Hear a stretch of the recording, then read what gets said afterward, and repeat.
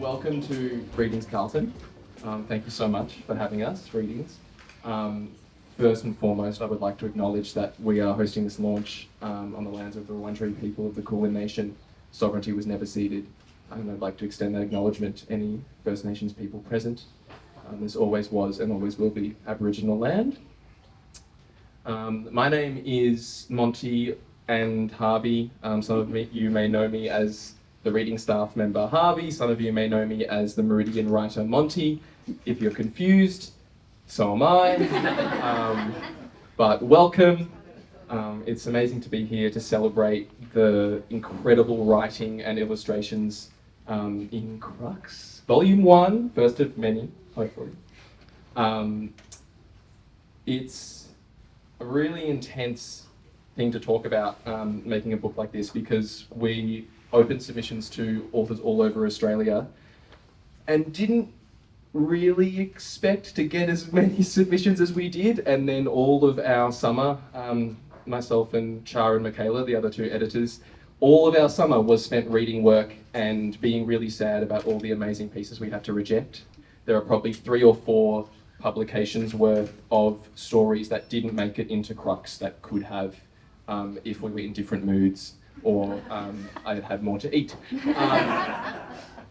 And we are on a bit of a tight schedule, so I'm going to be very brief and say we have 4 readings to get through tonight from 4 amazing stories. There are many other stories and poems in this book that will not be read tonight, so it just means you have to buy it, because otherwise you'll miss out. And you know, maybe your favourite is one that won't be read out tonight. So thank you again to Readings. Thank you again to everybody who's here. And I'm going to stop talking now and introduce our first reader, who is Nalini Jacob Rossetti, who wrote an amazing story. I don't have favourites, but her story is called Afterbirth, and it is incredible. Thanks, everyone.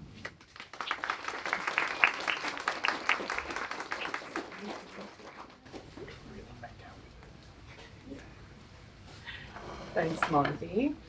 All right. Monty just said you've got to really make out with the microphone, so I'm gonna try to do that. All right. For most mothers, pregnancy ends at 40 weeks. In my case, it's been 15 years and my kids are still inside me. Tufia, the architectural anachronism next door, likes to mock me through our shared walls. She often lets the smell of her husband's cooking, a husband that cooks, seep through the pores in our plaster. Sometimes she opens her eastern windows so I can hear the happenings of her living room. Her husband calling her his plywood princess, and the zipper of his jeans scraping against her wallpaper as he thanks her for cleaning the kids' rooms. "We don't need to witness your private affairs, Tufia," I tried saying once. "My husband and I would like to establish some respectful boundaries on this street.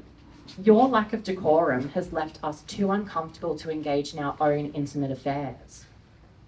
"Don't lie through, Lena," Tufia said, her voice breathy and dusty like crushed bricks. "Your husband won't even look at you anymore. He keeps his shoes on inside just to keep from having to touch you, even with the bottom of his feet." I called her a brutalist blot on the neighborhood landscape. In response, she exhaled with enough force to rattle the stained glass window in my entryway. After a moment of misleading stillness, a crack slithered across my plaster like the top half of a crocodile at chase. She's right. Nobody in my family ever takes their shoes off. Today, my daughter's having a birthday party. Isha often leaves graffiti on her bedroom walls. She is too old to be doing this, but her father never tells her off. The last time it happened was Tuesday. When she came back from school to find that I had cleansed myself of her permanent marker obscurities, she cried. That night, I found another image on the wall. Our family lined up in the garden, Isha holding her father's hand, her big brother Amir grinning to their left, and behind them, an imposing square-shaped object topped with a triangle. There was a menacing, jagged growl scratched onto its face. My face. These days, even with 3 people inside me, sometimes I feel empty. I've prepared for Isha's party tirelessly. I've donned blue streamers and party banners and assorted ocean-themed party bags in advance. When she woke this morning, her father stood waiting in the kitchen with arms spread wide.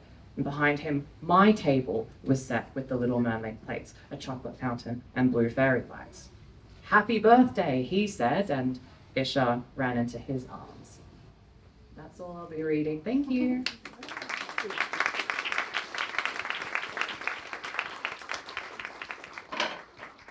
Thank you so much, Nalini. Next, we have a reading from. Everyone keeps waving at me. It's very terrifying. Next, we have a reading from Will, reading from his incredibly weird story, Public Labyrinths for All, which, again, I don't have favourites.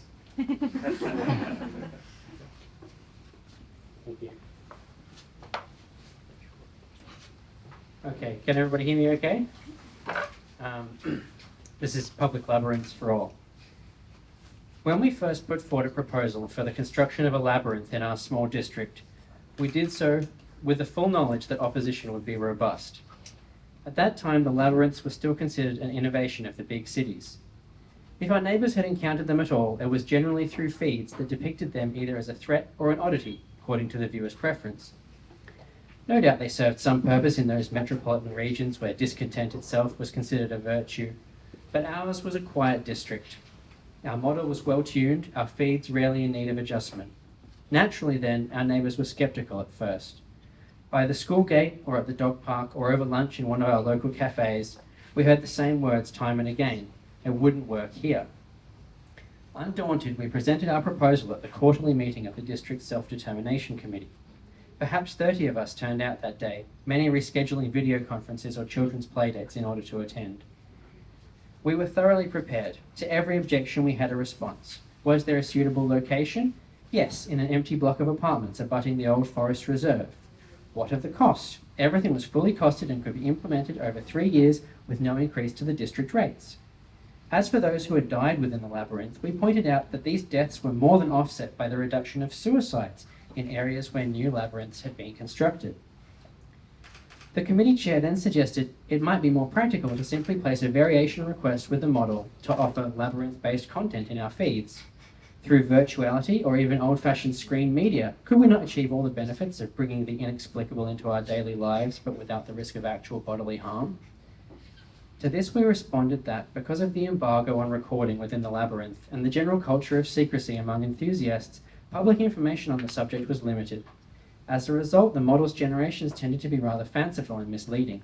Indeed, it was only a few months after this meeting that our feeds would witness the first great wave of labyrinth dramas, labyrinth games, novels of the labyrinth, and so on, all of which would appear laughably divorced from reality to those of us who had actually been within. Further, we pointed out that the element of real risk was inextricably linked with the social and psychological benefits. One could not come without the other. We pointed to certain statistics of which everyone at the meeting would be all too aware. In spite of the increased share of well-being content in our feeds, depression and anxiety were up 72% over the past 5 years. Deaths by liver disease, 52%. Type 2 diabetic conditions, 112%. Knowing our audience, we did not use the terminology that was common in the coastal cities such as the Great Malaise, let alone the more radical rhetoric that characterized the rising rates of suicide as death by feed. Instead, we simply laid the research on the table. After 10 years of longitudinal studies, no reputable source could dispute the efficacy of labyrinth-based social interventions in addressing issues of community mental health. That's all.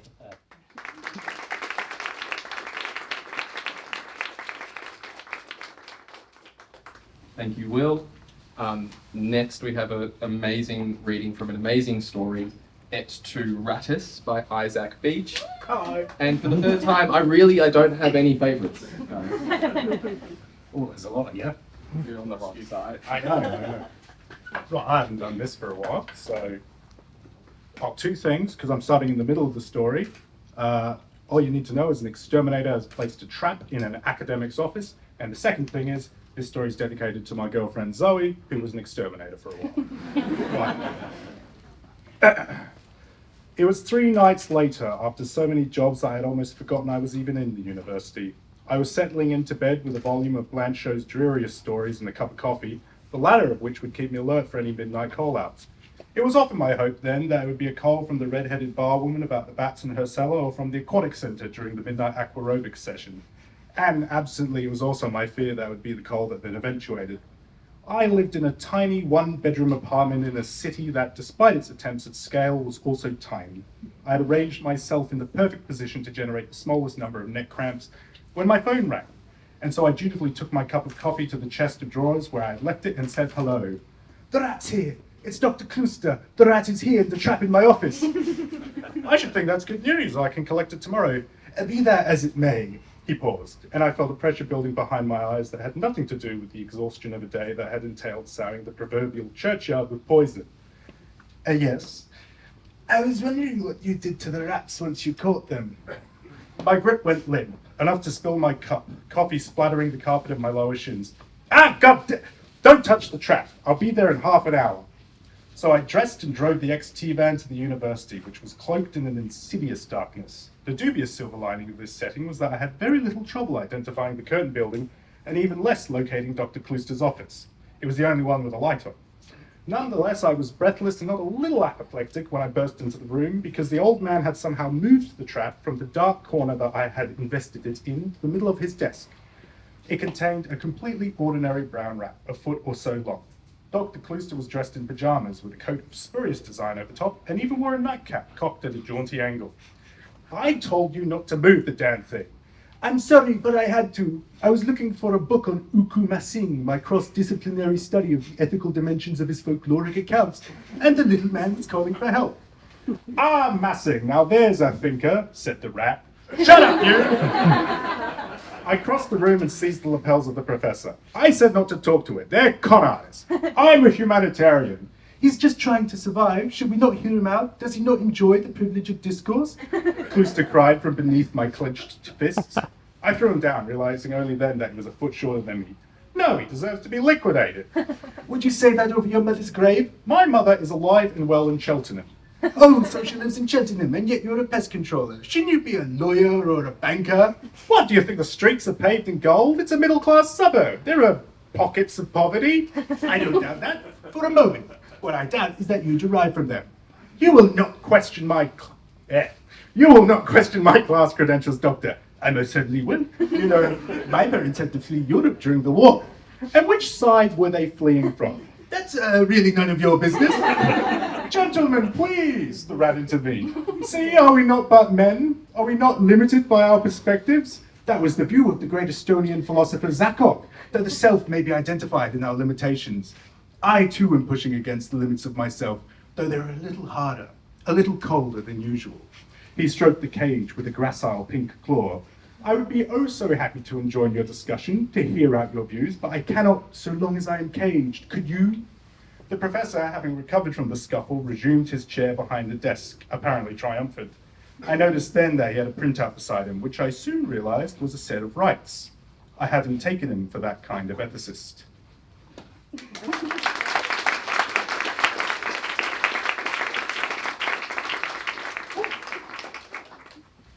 Amazing.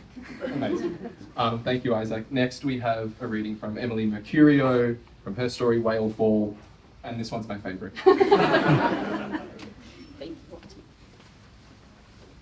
Hello, everybody. I'm reading a segment from my story, Whale Fall. Phase 1, Mobile Scavengers. You can't be serious. Eden isn't even looking at me. She's shuffling through papers in a filing box, throwing old bank statements and appliance manuals into a pile. Eden, come on, who talked you into this? Was it Nick? Nick, the latest boyfriend, a stoner who liked to go camping and bong rip while at one with nature. Why do you assume someone talked me into it? Eden snaps, ripping an old MRI scan report into pieces. Because it's the exact sort of thing he would go for. Don't be such a fucking snob. I snort. It's a scam, Eden. Some rich tech billionaires are laughing it up that people like you are willing to pay them for it. Eden glares at me, perching on the single windowsill in her tiny apartment. A scam? Combating overpopulation? Trying to stop the total destruction of the natural world? That's just a scam to you? For fuck's sake, Lana, look at the state of the planet. How can it not make you sick? I shrug, looking out the window at the cityscape. If you can't fight it, join it. Why don't you sign up for some cyborg trials or something? Merge with the tech. Isn't that what people are doing now? Eden ignores me, holding up a stack of colourful papers. Do you want to keep these? I flick through. It's our artwork from when we were kids. Bright and cheery crayon and texture sketches of suns with smiling faces, houses with red roofs and flowers sprouting from patches of grass. Nah, you keep them. I think we still have some others at Mum's place. I hold them out to her again, but she doesn't reach back. Take them or they're going in the bin. I'm getting rid of everything. Yeah, right. You'll be crying to me in a month when you want all your shit back. There's a silence between us at those words. A friction as my lightheartedness hits up against something stony and somber. Eden's eyes are lowered, her voice quiet. I've already started it. I throw the drawings back into the box and sit down on the floor, grabbing a handful of papers to go through. A history of Eden's life spread across junk mail and old payslips. Yeah, you've thrown out all the trash so far, right? Plenty more to go. I gestured to her shelves of collectibles, games, dying plants, the graves of her previous obsessions. Eden still doesn't look at me. The whale fall, she all but whispers. I've already started it. I've already paid to cover the medications. The cold jolt hits my stomach, but I force a cheerful tone. So what? Just cancel your registration and get a refund. Don't they have months of prep, mental checks? You've got time to back out. Eden lifts up one of her arms and pulls the draped mauve sleeve of her top. I pass the checks, Lana. It's already begun. Buried in the flesh of her arm are tiny, wriggling things, pale white and bioluminescent blue. I stare at her, the world lurching. Don't worry, she says, smiling. It feels nice. That's all.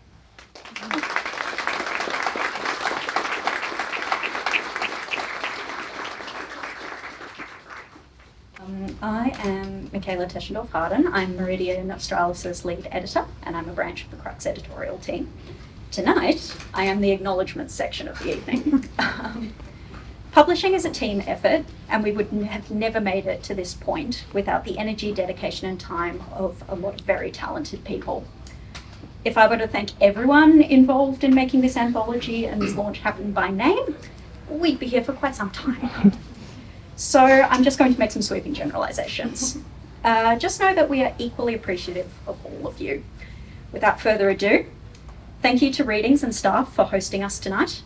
Thank you to all friends and family who have come out to support us, and thank you to those who are here in spirit. Thank you to the Meridian community for making writing less lonely, and thank you to Rhett and Aidan for taking the time to read CRUX and gifting us their amazing praise quotes. Thank you to James for his fantastic typesetting. Thank you to Jason for his consistently excellent graphic design and cover work. Thank you to our slush readers for getting us over the submission mountain. Thank you to our authors and illustrators for creating such beautiful work for us. Thank you to Quorum for being the engines of the good ship Meridian, working steadfastly and sometimes frantically to keep going full steam ahead.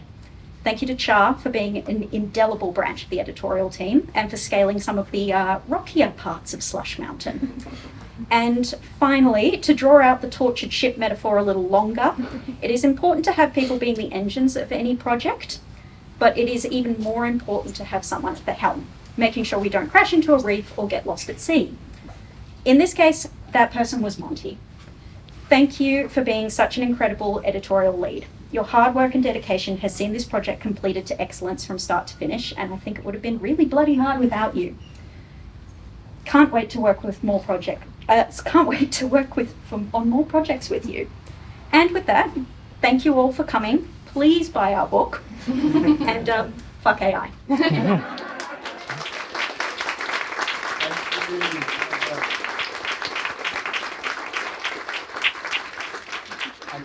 I think we've achieved a world first, not just in book launches, but in all public events, because we're ahead of schedule.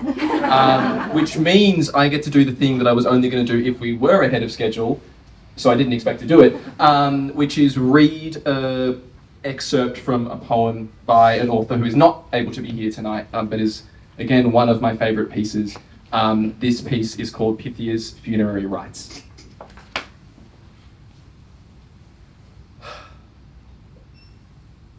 The python's corpse hath stunk with sickly death beneath the mountain's climbs of Feta grime. An errant philosopher scaled those climbs and laughed at riddled paradox that knots from sphinxes' tongues and lips, Her lisping breath hath blown along the steepest mountainside. The philosopher's giggles joined the tide of west wind, which hath sent this soul's own lot.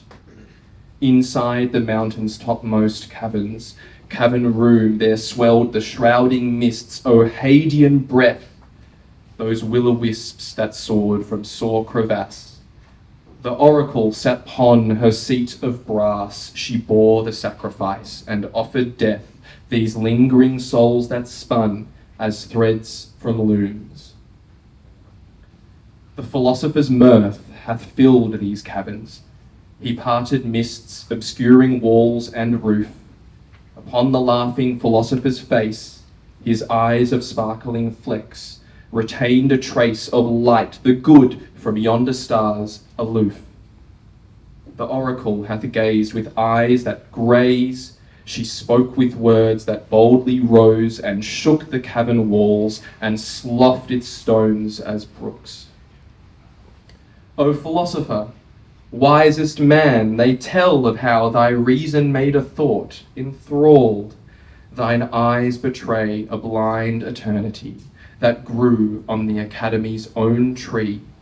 The wisdom apples bore, till those worms crawled with deathly rot, exhumed, decayed, it fell. Thank you everyone so much for coming.